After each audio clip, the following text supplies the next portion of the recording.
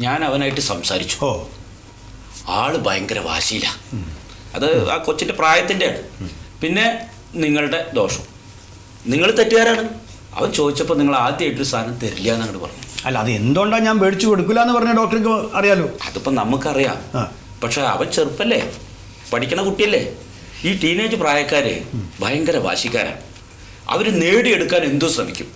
അപ്പം എന്തൊരു സാധനവും നമ്മളോട് ചോദിക്കുമ്പോൾ അതൊന്നും പറ്റില്ലടാ, ഈ സ്വഭാവം മാറ്റണം. എന്റെ ഡോക്ടറെ, ഞാൻ നല്ല സ്നേഹത്തോടെയാണ് പെരുമാറുന്നത്. ഇക്കാണ് വെറുതെ അവനോട് ചൂടാവണ്. നമുക്ക് സ്നേഹം കുറച്ച് കൂടുതലാ. അല്ല, ഒരുപാട് സ്നേഹ കൂടുതലും ഇത്തരം പ്രശ്നങ്ങൾക്ക് വഴിയൊരുക്കും.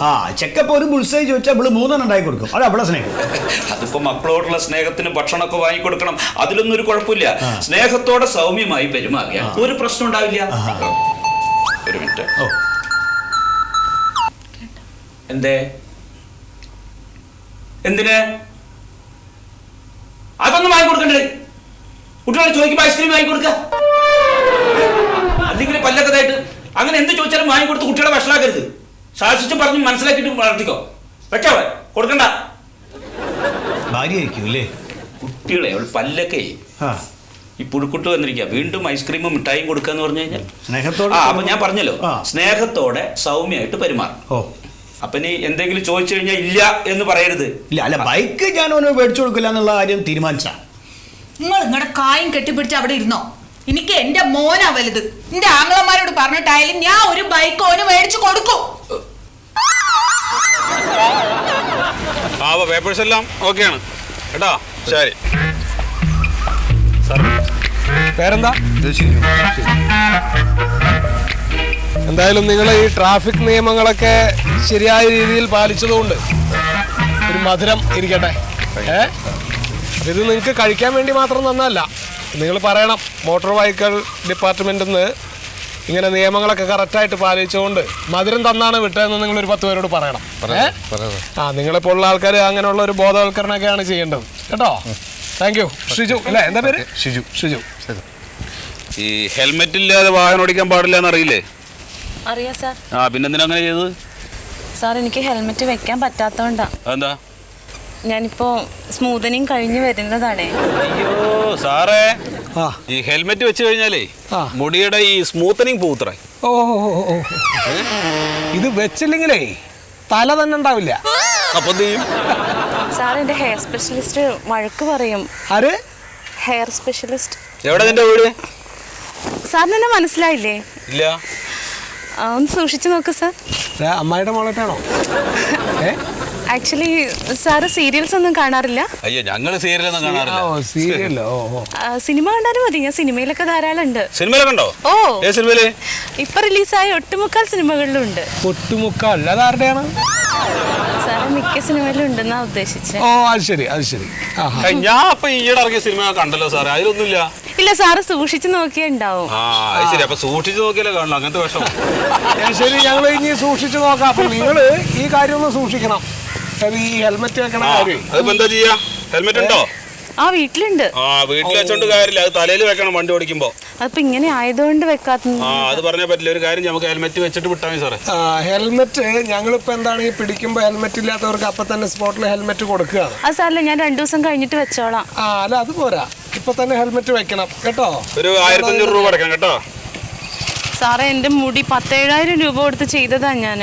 എവിടെ ഹെൽമെറ്റ്?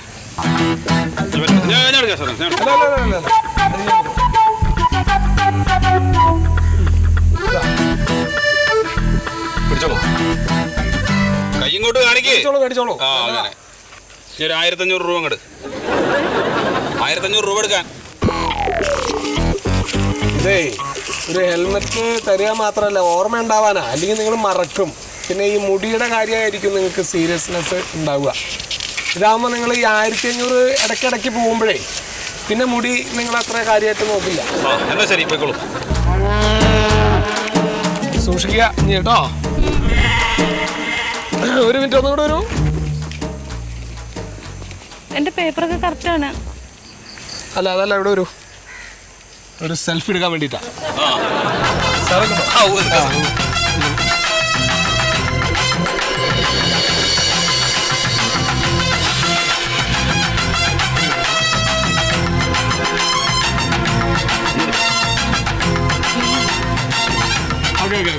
വൈഫിന് ഭയങ്കര താല്പര്യമുണ്ട് സീരിയലൊക്കെ. സാറിന് ഇപ്പോഴാണല്ലേ മനസ്സിലായത്? എനിക്കിപ്പോ വൈഫിനെ അന്വേഷിച്ചു പറഞ്ഞേക്കൂ സാർ. പറയാം. Okay bye. ഓക്കെ. ശരി സാർ. ശരി. സാറിങ്ങോട്ട് പോന്നോളൂ കേട്ടോ. പറയാൻ പറ്റില്ല, കുറച്ച് കഴിയുമ്പോ ഇതൊക്കെ അങ്ങോട്ട് കയറി ഡെവലപ്പ് ആയാലോ. സാറിന്റെ വൈഫ് സ്ഥലം കാണാറുണ്ടല്ലേ ഇത്? പിന്നെ കാണാറുണ്ട്. ഞാൻ സിനിമയിലും കണ്ടിട്ടുണ്ട്. താൻ കണ്ടുണ്ടോ? ഓ ശരി. അപ്പോ താൻ തീരെ കണ്ടിട്ടില്ലാത്ത പോലെയാണല്ലോ സംസാരിച്ചത്. അല്ല ഇതിനെങ്ങനല്ലേ പറയാൻ പറ്റൂ. ഒരു സീരിയസ്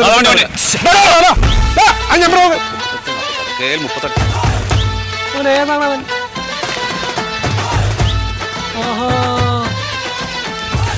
ഇവിടെ പോക്ക് കണ്ടോ? ഇത്ര ഉറക്ക വിളിച്ചിട്ടും അവൻ നിൽക്കാതെ പോയത് അത്ര ശരിയായില്ലല്ലോ സാറേ. അവൻ കേൾക്കാനിട്ടല്ല. അല്ല. ഒരു കാര്യം, ഞാൻ നമ്പർ നോട്ട് ചെയ്തില്ലേ? ആ ലാപ്ടോപ്പിൽ നോക്കിയിട്ട് ആ നമ്പറിലുള്ള അഡ്രസ്സ് ഏതാണെന്ന് നോക്കി. ഇവിടെ അടുത്ത് എവിടെയെങ്കിലും ആണെങ്കിൽ നമുക്ക് അവിടെ കയറിയിട്ട് അങ്ങോട്ട് പോവാം. എന്തായാലും ബോധവൽക്കരണത്തിന്റെ ഭാഗമായിട്ട് ഇറങ്ങിയതാണല്ലോ. ശരി. പിള്ളേരുടെ ഓരോരോ കാര്യങ്ങളെ.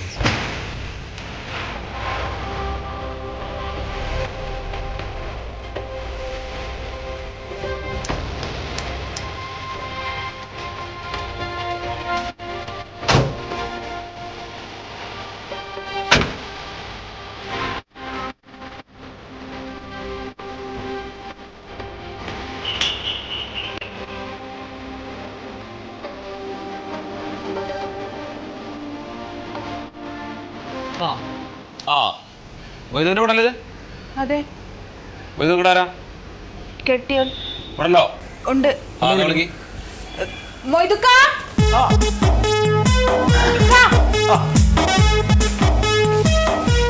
നിങ്ങളാണോ മൊയ്തു? അതെ സാറേ. എന്തേ? ഈ KL 3856 നിങ്ങളുടെ വണ്ടിയാ? നമ്മളെ വണ്ടിയാണ്. ആരത് ഓടിക്കണ്? നമ്മളെ മോനാ. അവൻ എത്ര വയസ്സായി? 17. 17 വയസ്സുള്ള കുട്ടിയുടെ കയ്യിലാണ് നിങ്ങൾ വണ്ടി കൊടുത്തയക്കണ്? സാറേ പറ്റിപ്പോയതാണ്. എന്ത് പറ്റണ്? അല്ല, ചെക്കൻ വല്ലാണ്ട് നിർബന്ധം പിടിച്ചിട്ടേ ബൈക്കില്ലാണ്ട് സ്കൂളിൽ പോകില്ല, ഭക്ഷണം കഴിക്കില്ല എന്നൊക്കെ പറഞ്ഞപ്പം. അല്ല, നിങ്ങളങ്ങനെ നിർബന്ധം പിടിക്കുമ്പോൾ ഈ നിയമവിരുദ്ധമായിട്ട് പ്രവർത്തിക്കുകയാണോ ചെയ്യുക? അല്ല, നമ്മളല്ല വാങ്ങിച്ചു കൊടുത്തത് സാറേ. നമ്മളല്ല, ഇവിടെ ആംഗ്ലമാർ മേടിച്ചു കൊടുത്താ. അത് ഞാൻ മേടിച്ചു കൊടുക്ക മിണ്ടരുത്. ഞാൻ മേടിച്ചു കൊടുക്കില്ല എന്ന് ഞാൻ ചെക്കനോട് അത്രയും ഞാൻ പറഞ്ഞതാ. 18 വയസ്സാവണ്ട ഞാൻ വണ്ടി മേടിച്ചു തരില്ലാന്ന്. അത് ഓൻ തിന്നാതെയും കുടിക്കാതെയും കിടക്കണണ്ടപ്പോ.